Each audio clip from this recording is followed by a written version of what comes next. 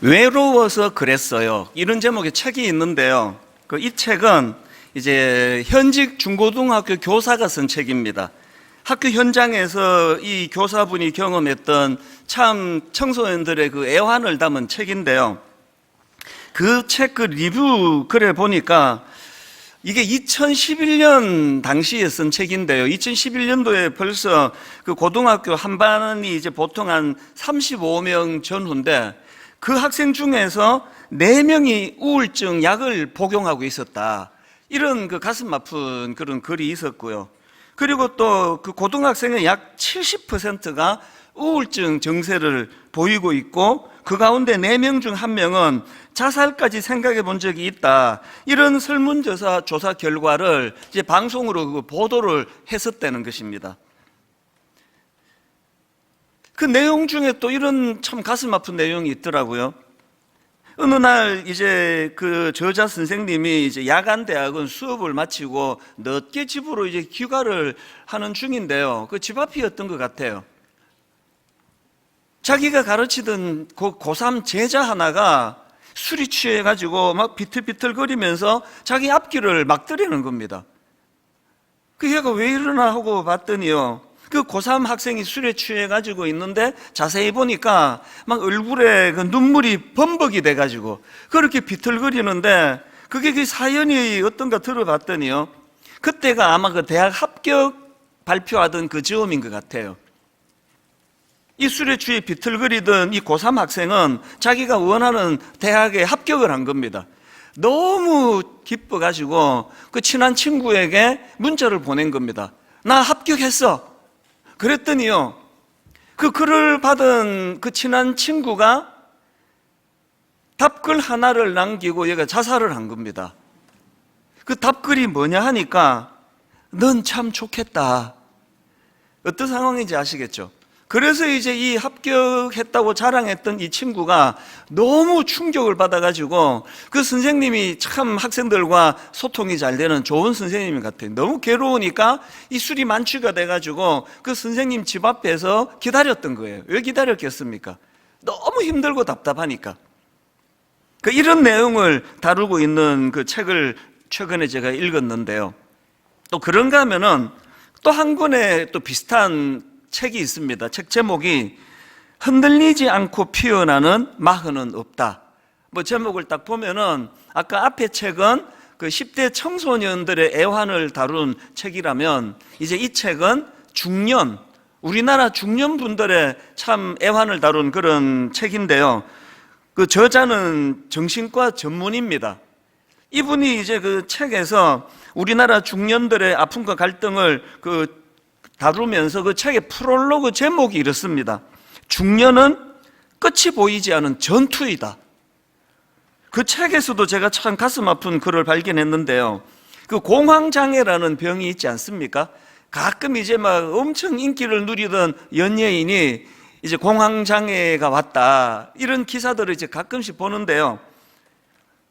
이 전문 의사분인 저자가 이 공황장애와 관련해서 어떤 표현을 거기다 썼느냐 하니까 그 공황장애는 40대, 50대 중년층에서 발병률이 가장 높다는 거예요. 그 내용을 한번 그 분석의 글을 한번 읽어드리겠습니다. 저는 이렇게 생각합니다. 지금껏 열심히 살아왔고 산다는 것이 너무 소중하기 때문에 절대로 그냥 쓰러질 수 없는 사람이 느끼는 마음의 병이 공황장애라고요.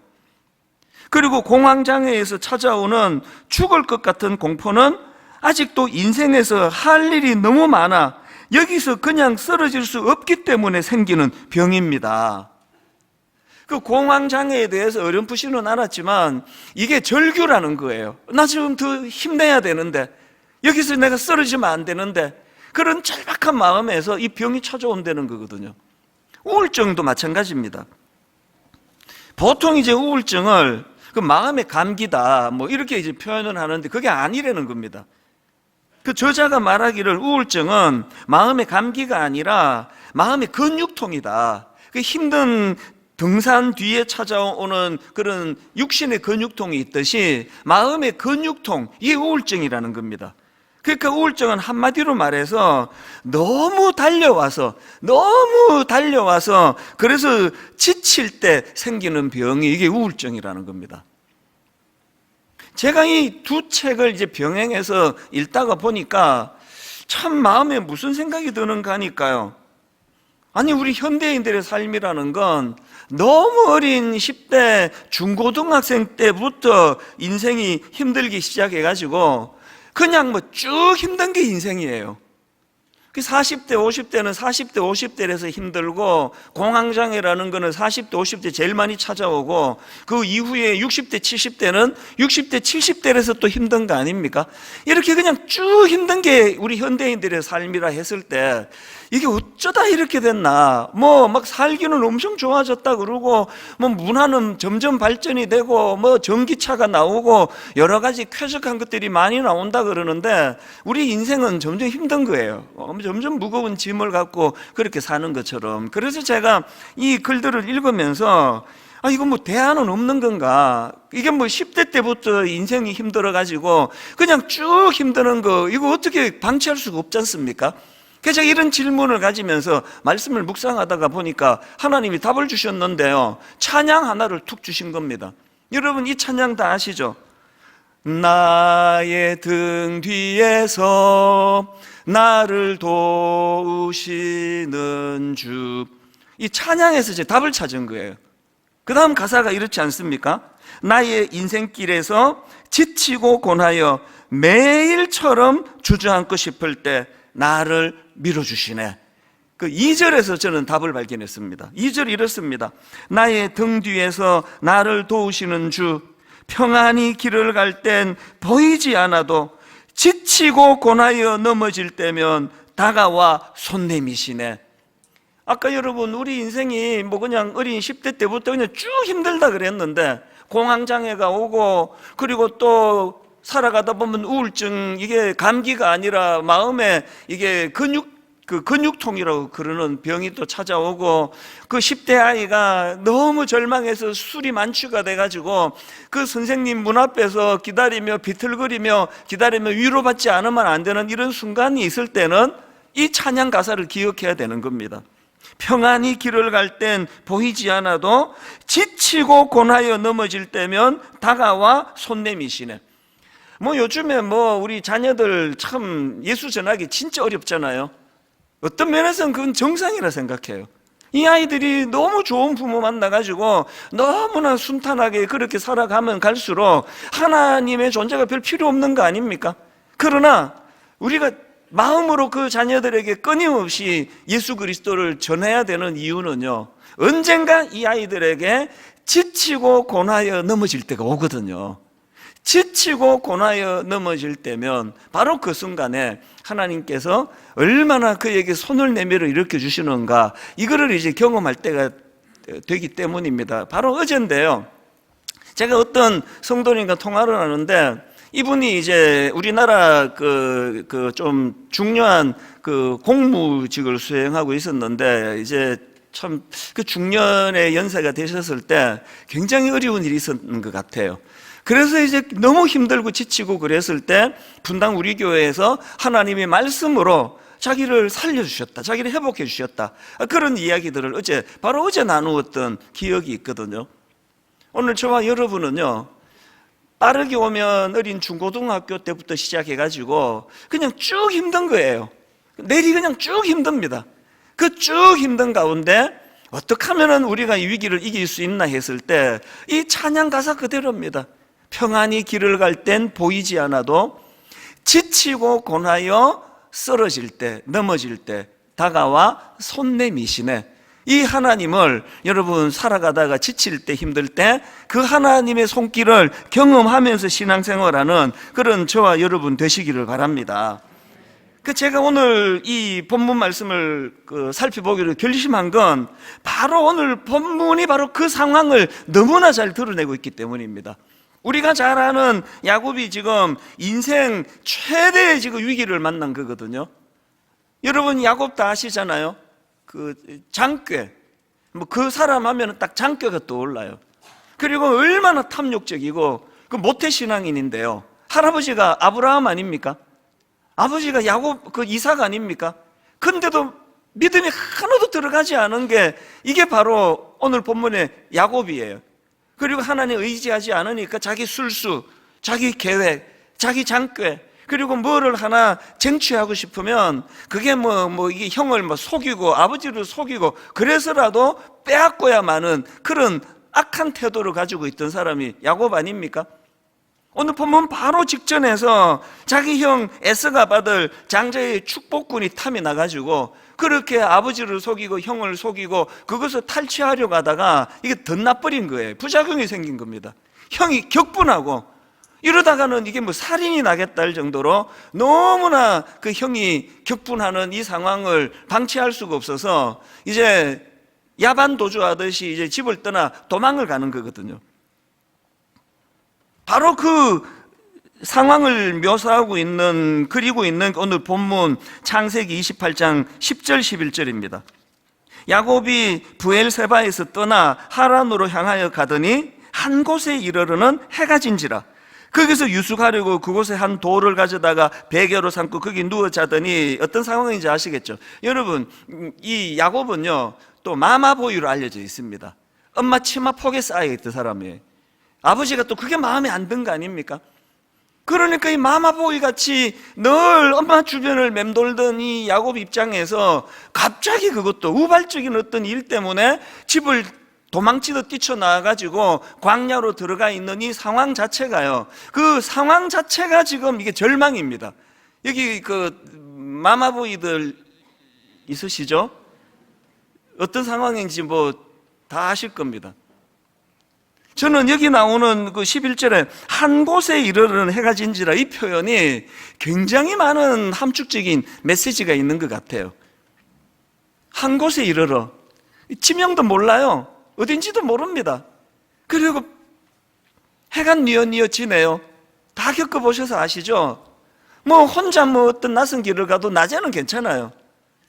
해가 뉘어뉘어 지고, 저는 미국 생활할 때 초기에 너무 힘들고 어려울 때 잊혀지지 않은 순간이 그게 그 오후 5시, 6시, 7시, 이 겨울철에는 또 시카고는 밤이 좀 빨리 와요. 한 4시 반 넘어가면 어둑어둑해지던 그 순간이 상상하기 어려운 마음의 스산함을 가져왔던 기억이 있거든요. 이게 지금 그 상황입니다. 그렇게 돌을 베개하고 누워있다 보니까 하염없이 눈물이 흘렀겠죠. 그리고 자기가 한 짓에 대해서 얼마나 후회했겠냐고요. 내가 왜 그런 짓을 했을까. 야곱이요, 현실적으로 지금 비참한 상황도 그게 마음을 힘들게 하지만 야곱이 진짜 어려웠을 거 제가 상상해 보니까요, 미래에 대한, 장래에 대한 불투명성, 두려움이에요. 왜 삼촌이 나 안 받아주면 어떡하는 거야? 이렇게 내 인생은 끝나는 건가? 그런데 오늘 본문에서 이 절망적인 상황에서 대반전을 경험하는 게 야곱인데요, 그야말로 아까 제가 불러드렸던 그 찬양 가사 그대로입니다.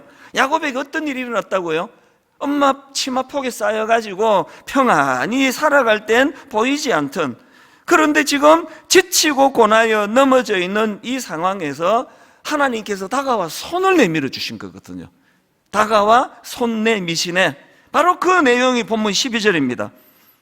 꿈에 본즉 사닥다리가 땅 위에 서 있는데 그 꼭대기가 하늘에 닿았고, 또 본즉 하나님의 사자들이 그 위에서 오르락 내리락 하고, 지금 하나님이 절망한 야곱에게 다가가시면서 사용한 도구가 이 사다리예요. 여러분, 사다리라는 도구의 특성은 뭡니까? 사다리는요, 이쪽 지점과 저쪽 지점이 이어지지 않고 단절될 때 쓰는 거 아닙니까?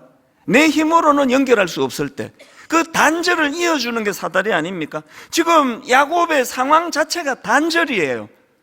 치마폭에 쌓여있던 어머니와 단절, 형제와 단절, 아버지와 단절, 너무나 정든 집과의 단절, 그리고 인간적인 술수에 빠져 하나님 믿는다 하지만 사실은 야곱의 삶은 하나님과의 단절이에요. 그 단절을 이어주는 도구를 그 묘사하는 걸 보니까 그 사다리의 이쪽 끝은 땅에 닿았고 저쪽 끝은 하늘에 닿았다고 이야기하면 상징이죠. 그리고 거기에 하나님이 계시는 거예요. 그리고 그 하나님이 그 단절의 상태를 종식시키는 도구로 사다리를 사다리라는 이미지를 사용하시고는, 그리고는 이제 하나님이 이런 말씀을 주십니다. 13절 14절. 또 본즉 하나님 여호와께서 그 위에 서서 이르시되 나는 여호와니 너는 조부 아브라함의 하나님이요 이삭의 하나님이요 내가 누워있는 땅을 내가 너와 내 자손에게 주리니 내 자손이 땅에 티끌같이 되어 내가 서쪽과 동쪽과 북쪽과 남쪽으로 퍼져나갈지며 땅의 모든 족속이 너와 내 자손으로 말미암아 복을 받으리라. 이 말씀은요, 오늘 듣는 여러분도 익숙하고요, 본인 야곱도 익숙합니다. 어디서 들어보셨죠? 야곱 입장에서는 이 말씀은요, 하나님께서 할아버지 아브라함에게 수없이 주셨던 말씀 아닙니까? 아버지 이삭에게 주셨던 말씀이거든요. 어릴 때부터 야곱이 할아버지에게부터 계속 듣던 하나님의 말씀이 아니겠습니까? 여기 모태신앙이고요, 믿음 있는 그 집안의 자녀들이라 할지라도요, 그 할아버지 할머니가, 그 부모가 끊임없이 자기가 만나 하나님을 설명해도 평안히 길을 갈 땐 보이지 않아도 귀도 닫혀요. 안 들어요. 맨날 저 소리 한다 그래요. 야곱이 그거 아닙니까? 늘 듣던 이야기예요. 익숙한 말씀이에요. 그 밤에 하나님께서 야곱에게 주셨던 이 말씀이 뭘 의미합니까? 아까 사다리가 단절을 종식시키는 도구라 그랬잖아요. 지금 하나님 이 말씀은요, 야곱이 자기가 잘못한 짓으로 말미암아 단절된 그 상황에서 하나님의 메시지는 이거예요. 이거 단절 아니다. 네가 잘못해가지고 네가 어떤 짓을 해가지고 지금 단절된 듯 같은 상황이지만 오늘도 네 할아버지에게, 네 아버지에게 던져주셨던 하나님의 말씀은 단절되지 않고 유효하다. 이 말씀을 주는 거예요. 우리 인생이 고비를 만나고 절망을 경험할 때는 항상 단절입니다. 그 단절의 상황 가운데서도 하나님의 약속은 유효한 거, 이게 우리가 회복하는 데 있어서 필요한 첫 번째 단추 아닙니까? 그리고는 하나님께서 이제 주시겠다고 약속하셨던 축복의 말씀들을 구체적으로 열거해 주시는데요, 그게 15절입니다. 내가 너와 함께 있어 내가 어디로 가든지 너를 지키며 너를 이끌어 이 땅으로 돌아오게 할지라 내가 내게 허락한 것을 다 이루기까지 너를 떠나지 아니하리라 하신지라. 저는요, 이 15절 말씀이 너무 감동이 돼요.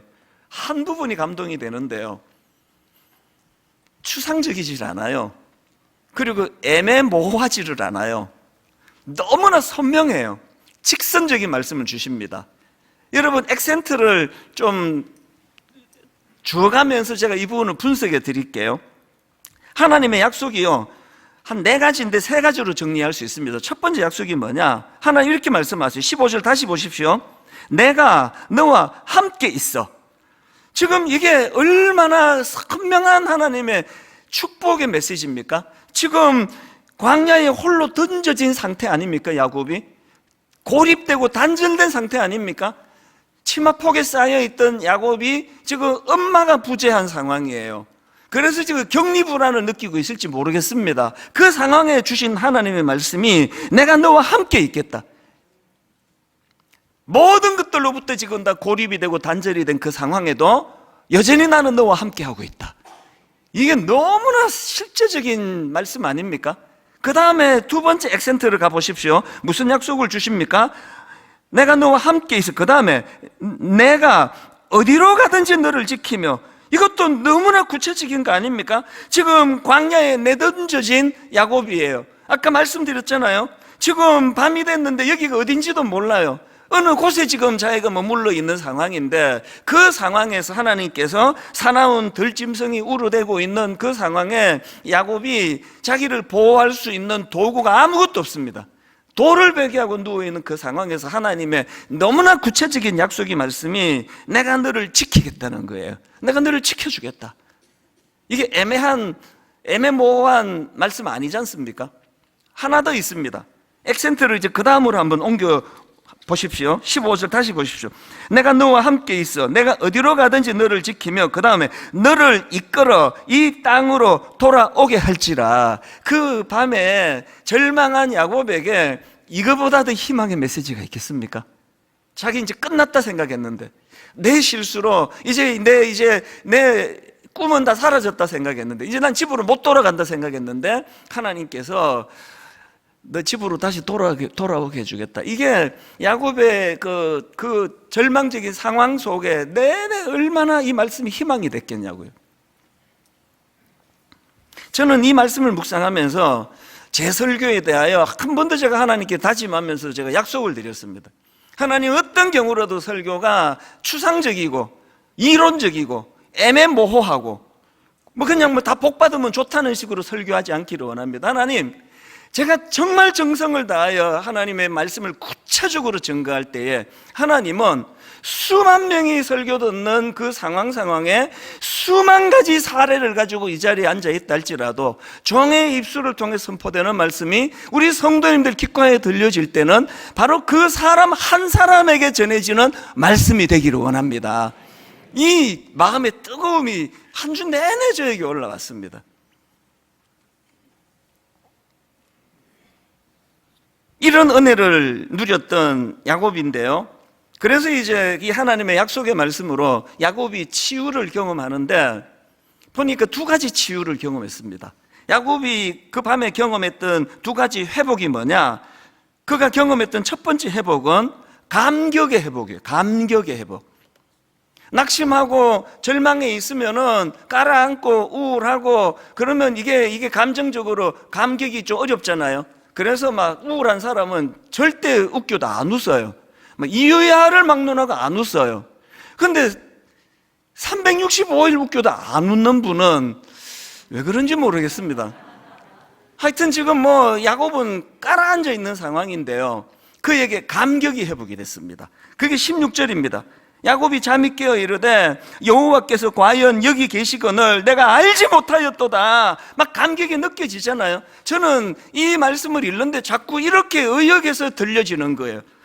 야곱이 잠이 깨어 이르되 여호와께서 과연 여기 계시거늘 내가 알지 못하였도다. 이게 이렇게 들리는 겁니다. 야곱이 이렇게 말합니다. 아, 살 길이 있었네. 나 망하는 줄 알았더니 이게 끝이 아니네. 야곱 안에서 이 말씀이 그거 아닙니까? 여호와께서 과연 여기 계시거늘 내가 알지 못하였도다. 앞도 맡기고 옆도 맡기고 뒤도 맡기는 이 상황에 이게 나는 절망이라고 생각했는데 마음이 너무 우울하고 깔아앉았는데 이 끝이 아니네. 회복시켜 주신다 그러시네. 여러분, 신앙생활은 절망적인 상황 가운데 감격을 회복하는 거예요.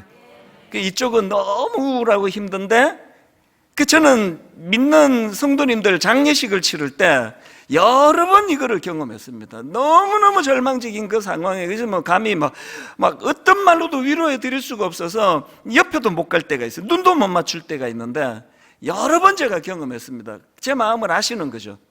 목사님, 저 너무 염려 안 하셔도 됩니다. 너무 슬프고 힘들고 어려운 그 사실인데요, 이상한 노래를 주십니다.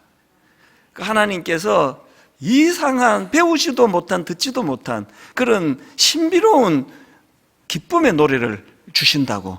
그래서 한편으로는 너무 절망적인데 한편으로는 바닥으로 완전히 깔아앉지 않도록 인도해 주시는 하나님을 경험한다고. 케이스마다 조금씩 다르지만 큰 줄거리로는 이런 신비로운, 그래서 그런 장례식은 참여하고 돌아왔을 때면 항상 제 마음에 복음으로 기쁨이 충만해져요. 오늘도 복음이 추상적이지 않고 막연하지 않고 너무 구체적으로 너무 그 사람의 상황에 맞게 일하시는 하나님의 역사하심을 저는 장례식 가운데 여러 번 목격을 했거든요. 여러분 삶 가운데 절망이 와요. 우울할 때 있습니다. 저도 그렇습니다. 그러나 우울하되 완전히 우울하지 않은 거예요. 절망하되 절망으로 그냥 곤두박질 치지는 않도록 해주시는 것, 이게 복음의 능력인 줄 믿으시기를 바랍니다.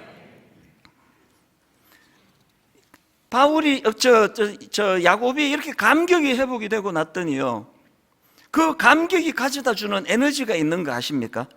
어떤 에너지를 지금 야곱이 회복이 되고 있느냐? 본문 18절입니다. 야곱이 아침에 일찍 일어나 베개로 삼았던 돌을 가져다가 기둥으로 세우고 그 위에 기름을 붓고, 여기 지금 아침에 일찍 일어나. 저는 이 말씀의 의미를 너무 잘 알아요. 제가 이민 처음 가가지고 우울하고 사실 초기 우울증 같은 거였다고 생각하거든요. 낙심이 되고 절망할 때는요, 아침에 못 일어났습니다. 눈은 떠졌는데요, 잠은 깨졌는데 침대에서 나가기 싫더라고요. 한나절을 그냥 있는 거예요. 일도 없고요. 계속 취직했다가 알바 자리 취직했다 쫓겨나고 취직했다 쫓겨나고 취직했다 쫓겨나고, 그러니까 더 이상 갈 데도 없고 할 일도 없고, 일이 있다 하더라도 의욕이 안 생기니까 아침에 못 일어나겠더라고요. 여기 지금 야곱이 아침에 일찍 일어나 뭘 의미하는 거예요? 의욕이 회복이 된 거예요. 빈 광야예요. 아무것도 없습니다. 뭔 할 일이 있겠냐고요. 그리고는 일찍 일어나 그가 한 게 뭐냐? 베개로 삼았던 돌을 가져다가 기둥으로 세우고 그 위에 기름을 붓고, 굉장히 중요한 포인트가 여기 있습니다. 아침에 일찍 일어나가지고 또 한번 내가 또 한번 힘내보자, 형 만나가지고 내 단판을 지을까, 이게 아니고요. 야곱이 일찍 일어나 한 거는 하나님께 예배를 드리는 거였어요. 이게 왜 의미가 있는지 아십니까? 이 본문이 되게 묘하게 재밌는 게 하나 있습니다. 야곱이 지금 충만함을 회복하고 감격이 되돌아오고 가슴이 뜨거워지고 미래에 대한 소망을 가지고 있던 그 상황은요, 지금 야곱이 지금 누워서 자고 있을 때예요. 그러니까 눈 감고 있을 때입니다. 눈 감고. 야곱이 두 눈 부릅뜨고 그냥 한번 이건 형껏 뺏어봐야 되겠다 하고, 난 내 인생 내가 영위할 수 있다 그러고 막 열심히 자기가 뭘 해보겠다고 설치고 다니던 그건 지금 덧나가지고 자기를 절망으로 몰고 갔는데요. 지금 야곱이 아무것도 못해요. 눈 감고 있습니다. 지금 눈 감고 있는데 거기서 지금 놀라운 역사가 일어나고 있는 거예요. 여러분, 이 말씀 놓치시면 안 됩니다. 자주 눈 감으셔야 돼요. 인생길 가운데 자주 눈 감으셔야 돼요. 그리고 힘 빼셔야 돼요. 되게 창피한 이야기인데요, 이제 가끔씩 1년에 한 두세 번은 이제 말씀 준비가 충만하게 될 때가 있습니다. 그때는 이게 또 이제 제가 아내한테 또 자랑하고 싶어가지고 이제 가면서 오늘 설교는 기대해도 좋아, 이렇게 하고 이제 가요. 그러면 이제 또 얼마나 이게 또 기대가 또 되잖아요. 그래서 이제 일부 예배를 이제 드려요, 보통 그러면. 근데 그 일부 예배는 이런 경우 10번에 9번 거의 죽을 수더라고요, 제가. 그 얼마나 민망해요. 계속 이상하게 오늘 설교는 기대해도 좋아, 그런 날은 죽을 써요. 왜 죽을 쓰느냐 보니까요, 제가 자신감이 넘쳐가지고 힘이 들어갔어요. 힘 들어가니까 눈 뜨고 설교한 거예요. 상징적으로 눈 뜨고 설교한 겁니다. 여러분, 우리 인생의 역사는요, 우리가 눈 감을 때 일어납니다. 절망하고 좌절하고 힘 다 빠지고, 제 인생에 내가 목사가 돼야 되겠다고 결정하고 결심할 수 있던 모든 에너지를 제공했던 건 23살에 이민 가서 인생 밑바닥을 기고 우울증 같은 거 오고 절망하고 아침에 일어나기도 싫던 그때 하나님의 만져주심으로 그때 역사는 그때 다 일어났거든요. 힘 빼셔야 됩니다. 눈 부릅뜨는 거 여러분 이제 푸세요. 그 부릅뜬다고 안 될 일이 되고 그런 거 아닙니다. 눈 감으세요, 그냥. 지금 말고. 11절에서 야곱이 언제 이런 놀라운 일을 회복했나 했더니, 한 곳에 이르러는 해가 진지라 거기서 유숙하려고 그곳에 한 돌을 가져다가 베개로 삼고 어떡할 때입니까? 거기 누워 자더니예요. 아무것도 못하던 무기력한 상황, 눈 감고 있을 때 야곱의 인생의 변화와 놀라운 역사는 그때 다 일어난 거 아닙니까?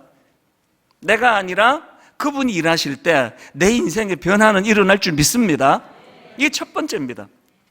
두 번째로요, 야곱이 경험했던 회복이 뭐냐? 의미 부여의 회복입니다. 의미 부여의 회복.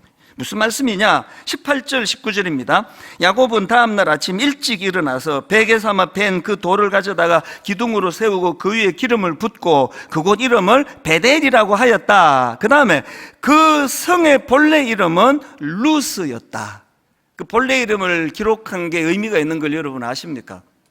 루스는요, 살구나무라는 뜻입니다. 살구나무. 글쎄요, 모르긴 해도 아마 그 지역에 살구나무가 많았나 보죠. 그러니까 이 루스는 아무 의미가 없는 이름 뜻이에요. 살구나무 많은 게 뭐 야곱의 인생에 이렇게 무슨 의미가 있겠냐고요. 그런데 여러분, 그 의미 없던 살구나무, 그리고 자기 인생에서 지워버리고 싶은 그 지역, 그 돌을 베개하고 있었던 그 지역에 하나님이 은혜를 주시니까 야곱이 그 지역에 의미를 부여하는 거예요. 여러분, 이 루스가 살구나무라는 뜻이라면 그가 하나님 앞에 이름을 바꿨잖아요. 베델은 하나님의 집, 이런 뜻입니다. 시카고가 저에게 루스였어요. 의미 없이 고생만 죽으라고 하던. 그래서 너무 제가 시카고를 생각하면 한때 그쪽으로 내 고개도 안 돌리고 싶었어요. 그랬는데 하나님이 시카고의 그 루스를 저에게 베델로 바꾸어 주셨어요. 지금 저에게 시카고는요, 제 마음에 하나님이 일하시던 땅이에요. 거룩한 땅입니다, 저에게. 그 땅의 어떤 가치로 결정되는 게 아니라 여러분이 거기에 의미를 부여하면 그 무가치한 루스가 놀라운 베델로 변하게 될 줄로 믿습니다. 그 변화는 하나님의 은혜로 자기가 하는 거예요. 모든 사람이 어이구 그렇게 고생을 했어요, 얼마나 힘드셨어요 라는 그게 저에게는 베델이 될 수 있는 거예요. 제가 오늘 편지 하나를 이거를 제가 읽어드릴까 말까 하니까요. 왜냐하면 이미 한 2번쯤 읽어드린 내용이에요. 그래서 이 초창기 분들은 이거 벌써 다 들었던 편지인데, 그런데 이후에 이 중에 한 분이라도 이 편지를 못 들으신 분이 계시다면 읽는 게 옳다는 그렇게 결정을 했습니다. 이 편지는요, 20몇 년 전에 제가 받은 편지예요. 청소년 사회 갈 때 고등학교 2학년 학생이 제게 보내준 편지입니다. 내용을 한번 읽어드리겠습니다. 한참 사춘기이던 무렵 그때 밤마다 눈물로 베개를 흥건히 적시고는 잠이 들곤 했습니다. 고등학교 국어 교사셨던 아버지, 자녀들을 끔찍이도 사랑하시던 어머니, 겉으로 보기엔 남부럽지 않던 가정의 셋째 딸인 저에게 말 못할 아픈 상처가 있었습니다. 아버지, 전통적인 불교 집안의 막내 아들, 아버지는 알코올 중독자의 폭력 가장이었습니다. 저녁 무렵 아빠가 돌아오지 않아 조마조마한 가슴을 부여잡고 있을 때 문을 박차고 들어오셔서는 이유 없이 엄마를 사정없이 때리시곤 온 집안을 풍지박산으로 만들기를 일주일에 4, 5일, 악몽 같은 나날이었습니다. 바보 같은 우리 엄마, 아빠의 그런 버릇을 알게 된 건 엄마가 큰언니를 임신한 후였다고 합니다. 유산이나 이혼 같은 건 엄마의 가치관에 벗어나는 행위였고 또 하나님의 뜻도 아니었습니다. 매일 밤 아버지의 바지를 붙들고 늘어져 엄마가 맞는 것을 방어하며 정신없는 실랑이를 벌여야 했습니다. 날로 심해지던 의처증, 정신적 육체적인 고통을 견디다 못하신 어머니, 결국 유방암에 걸리셨고 머리카락이 다 빠지는 지독한 항암 치료와 싸우며 대수술을 해야만 했습니다. 한쪽 가슴을 절단하는. 아버지를 용서할 수 없었습니다. 지금도 생생하게 기억되는 악몽 같은 장면들이 있습니다. 그런 수술을 한 후 면역력이 키워지려면 3, 4년간은 건강에 주의해야 한다는 병원의 충고에도 아랑곳하지 않고 아버지는 늘 예전 그대로의 버릇 그대로였습니다. 한날은 또 술을 먹고 들어오셔선 어머니의 수술한 부위, 뼈밖에 남지 않은 그 부위를 주먹으로 내려치는 것입니다. 헉! 하고 고통하시던 어머니의 소리, 잊혀지지 않는 끔찍한 장면. 아버지란 도저히 인간으로 보이지 않았습니다. 짐승도 저렇진 않았을 것을. 수없이 겪어야 했던 자살 충동, 부엌에서 식칼을 빼들고 방에 들어와 문을 잠궈놓고 수없이 움켜쥐다간 다시 부엌에 갖다 놓고, 엄마를 생각해서 절대로 저는 죽을 수 없었습니다. 참 어둡고 아프고 상처가 느껴지는 고등학교 2학년 학생의 글 아닙니까? 그런데 여러분, 오늘 야곱에게 임했던 하나님의 은혜가 이 2학년, 고등학교 2학년 어린 청소년에게 나타나는데요. 그 이유를 한번 들어보십시오. 유치부부터 빠지지 않고 교회에 다니던 저는 중학교 수련회에서 하나님을 만났고 절대로 용서할 수 없었던 아버지를 위해 기도하기 시작했습니다. 매일 밤을 눈물로 기도하다가 잠이 들곤 했습니다. 부잣집 막내 아들이셨던 아버지의 낭비벽으로 어머니의 피나는 수고에도 불구하고 저희 집은 98년 여름에 부도를 맞았습니다. 하나님께서 육신의 아버지를 얼마나 사랑하셨던지 아버지께서 도무지 돌아설 기미가 보이지 않자 물질까지 모조리 빼앗아 가셨습니다. 철저하게 아버지를 돌려놓으려는 하나님의 계획이었음을 확신합니다. 부도를 맞아 서울로 올라온 지 1년 반이 되었습니다. 아버지를 미워하지 말고 불쌍히 여기라던 어머니의 늘 하시던 말씀대로 하나님께 매달려 기도했습니다. 불쌍한 우리 아버지 좀 도와달라고요. 아버지를 제외한 큰언니, 작은언니, 저, 남동생, 엄마는 모두 신실한 기독교인이었기에 함께 아버지를 위해 기도했습니다. 서울에 온 지금 경제적으로 어려운 것은 불편할 뿐 저에게 아픔이 될 순 없었습니다. 육신의 아버지께서 교회에 나오시고 얼마 전에는 세례도 받으셨기 때문입니다. 하나님께서 아버지의 나쁜 버릇도 고쳐주셨고요. 경제적으로 풍족했지만 정신적으로 항상 불안했던 예전보다 경제적으로 조금 불편하지만 아버지의 변화된 모습을 보며 더없이 기쁘고 하나님께 감사드립니다. 정말 하나님의 놀라운 역사를 체험했습니다. 아버지는 학교에서 퇴직하신 후 마땅히 할 일이 없어 요즘은 건물 관리인을 맡고 계시고 어머니는 호떡을 구우시며 저희 생계를 위해 고생하십니다. 이제 50대 후반이신 부모님께서 고생하시는 모습을 보면 마음이 미어져 옵니다. 다른 애들처럼 학원도 독서실도 다닐 수 없지만 그렇기에 더 이를 악물고 공부하려 합니다. 이제 곧 고3이 되니까요. 이 학생이 그리고 놀랍게 이런 결론을 맺습니다. 이제까지의 고난과 시험들을 통해 저는 하나님을 만났고 이 고난을 주신 하나님께 감사드립니다. 나의 그릇을 크게 하시기 위해 시험을 통해 연단하시는 하나님의 계획이심을 저는 확신합니다. 주님 안에서 목사님을 만나게 된 것 감사드립니다. 놀라운 결론 아닙니까? 오늘 말씀의 결론을 이렇게 맺기를 원합니다. 오늘은 추수감사주일이에요. 그리고 오늘 설교 제목이 흔들리지만 넘어지지 않은 비결, 이렇게 제가 제목을 잡았습니다. 추수감사주일은요, 지난 한 해 동안 내가 어떤 길을 걸어왔는지를 돌아보는 시간이에요. 올 한 해도 많이 힘드셨잖아요. 추수, 우울한 주일이 될 수가 있습니다. 근데 하나님이 베델에서 야곱에게 평안히 길을 갈 땐 보이지 않아도 지치고 곤하여 넘어질 때면 다가와 손 내미시네.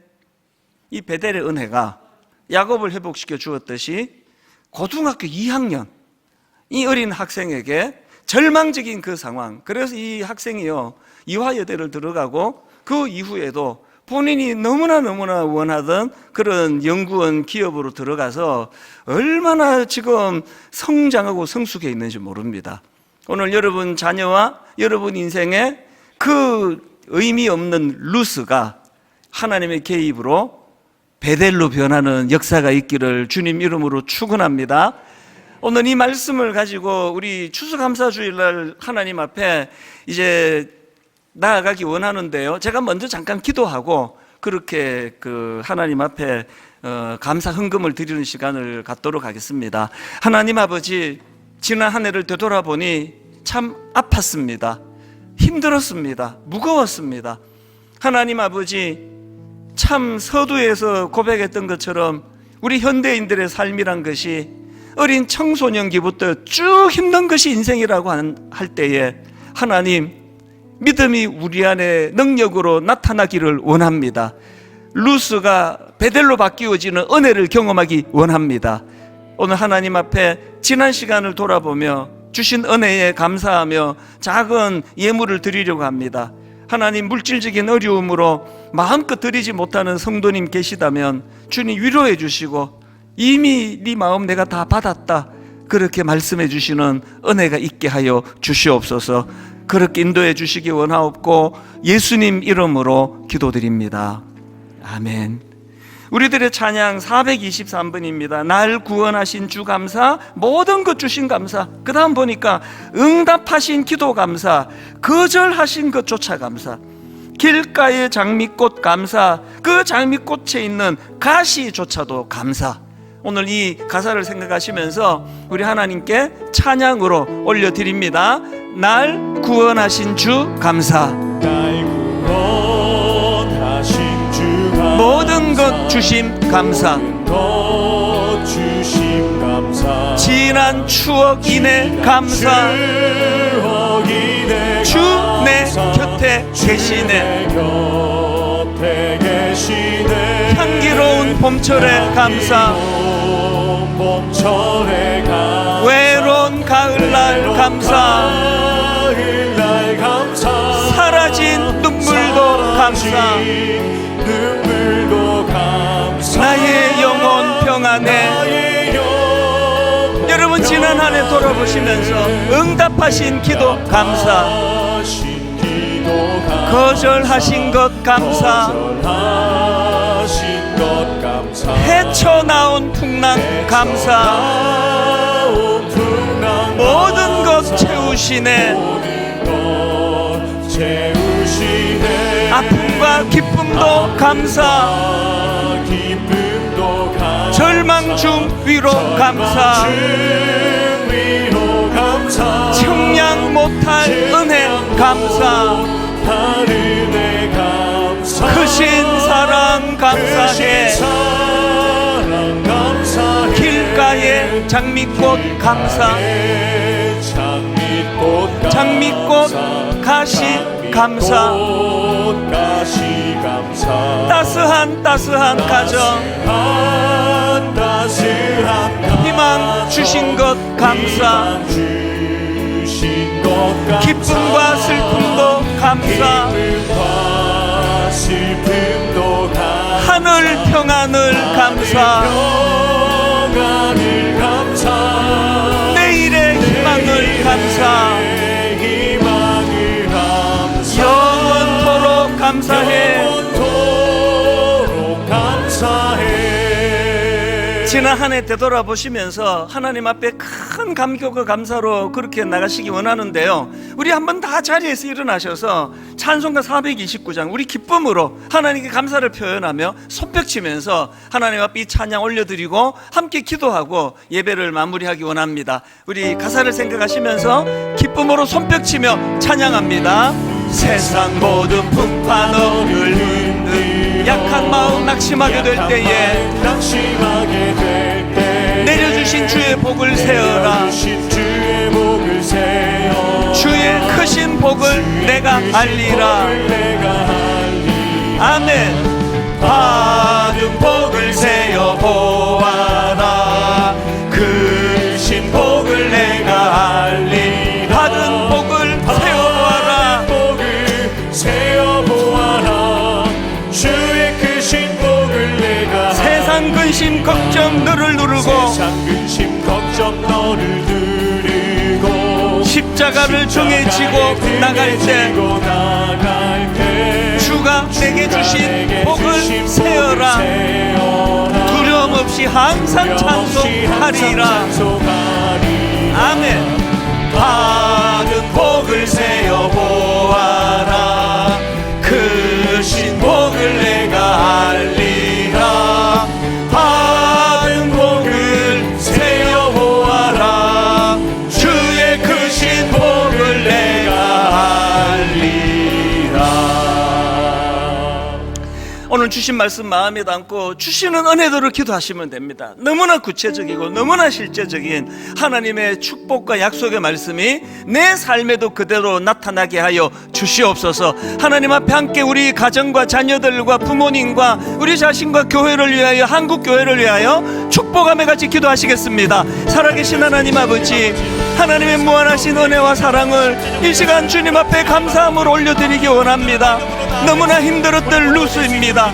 너무나 아버지 내가 잘못한 것들로 인한 그 부작용으로 말로 다 할 수 없는 낙심과 절망과 두려움과 하나님 근심에 빠질 수밖에 없던 그 땅 루스였습니다. 그런데 하나님의 개입하심으로 말미암아 그 낙심의 루스가 놀라운 하나님의 베델이 된 것 감사함을 드립니다.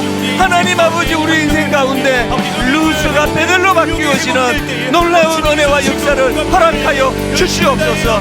우리 인생 가운데 개입해 주시고 하나님 우리 인생 가운데 주님이 나타내 주시며 하나님 너무나 실제적이고 너무나 구체적이고 너무나 놀라운 하나님의 살아계신 말씀이 능력으로 나타나게 하여 주시옵소서. 다시 일어나기 원합니다. 달려가기 원합니다. 낙심했지만 완전히 주저앉지 않기를 원합니다. 무너졌지만 다시 일어나기를 원합니다. 그 하나님의 일하심을, 그 하나님의 놀라우신 능력을 맛보고 경험하며 그렇게 달려가도록 주님 인도하여 주시옵소서. 우리 모두가 될 수 있도록 인도하여 주시옵소서. 살아계신 하나님, 지난 한 주간, 지난 한 달, 지난 한 해 돌아보면 내가 넘어져 있던 그 자리가 바로 루스였습니다. 아무 의미도 없고 생각하면 내게 아픔과 상처만 떠올려지는 그 루스를 놀라운 베델로 의미 부여해 주신 분이 하나님이신 줄 믿습니다. 하나님, 너무 아등바등 그렇게 살았습니다. 두 눈 부릅뜨고 손해보지 않을까, 그렇게 아버지 지치고 지칠 때까지 달려갔지만 돌아오는 거는 늘 빈손이고 부작용이고 어려움이고 대인관계가 깨지고 단절이었던 시간들을 돌아보며 고백합니다. 하나님, 우리가 눈 감고 있을 때 하나님의 역사가 야곱에게 일어났다는 사실을 깨우쳐 주셔서 감사합니다. 우리 힘 풀고 내가 뭘 해보겠다고 그렇게 바등바등 하나님 이 모든 우리의 경직된 생각들 다 내려놓고 눈을 감고 하나님 일하심을 기대하고 사모하면서 그렇게 하나님의 놀라우신 역사들이 우리 삶 가운데 나타나도록 개입하여 주시옵소서. 주님 없이 살아온 올 한 해 추수 우울한 주일이 될 수밖에 없는데 오늘 하나님 추수 감사주일로 드리게 된 것 주님 앞에 감사드립니다. 많은 아프고 힘들었던 순간순간 그 사이사이에 하나님 어떻게 은혜 주시고 어떻게 개입해 주셨는지를 아버지 마음껏 오늘 감사함으로 누리는 아름답고 복된 추수감사주일이 되도록 주님 인도하여 주시옵소서.